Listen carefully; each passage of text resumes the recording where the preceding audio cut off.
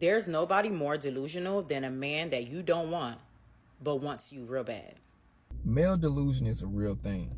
This one night I was chilling, and this dude called me and was like, "You want to make some money?" Of course. He was like, "I need you to drive a U-Haul and drop this stuff off." So I'm like, "What's in a U-Haul?" He like, "Car parts." Say less. Somebody come swoop me, take me to the U-Haul.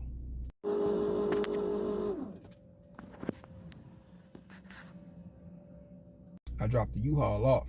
I had to wait till they emptied the U-Haul, then took the U-Haul back to the same spot, dropped it off. Used to be they treated me like Dave Chappelle. Got my weight up, hit the weight out. 2 days later, he telling me the story about this girl that he was in love with, and she didn't want him, but he really wanted her. He would make her a playlist, and the playlist was always deleted. He would go pick up her lunch every day and bring it to her job. Before her lunchtime, he found out that she was giving the lunch to her work husband. It didn't stop him. He would babysit her kid for her while she was out with other dudes. He would pay for her girl trips. Anytime she needed something repaired at her house, he either did it or hired somebody to do it. He did the same thing for her mama crib too. Became real cool with the dad.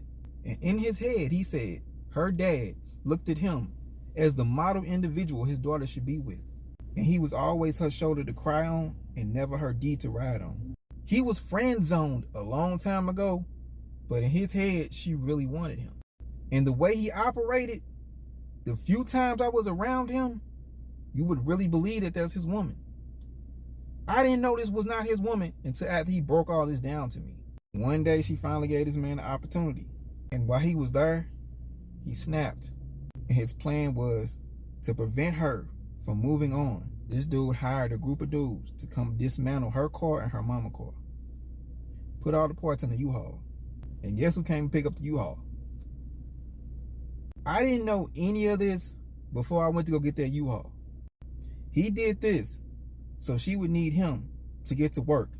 He dismantled her vehicle and was taking her to work and her mama to work just to get in the family, to give her more time to get to know him and learn to love him. And it still didn't work.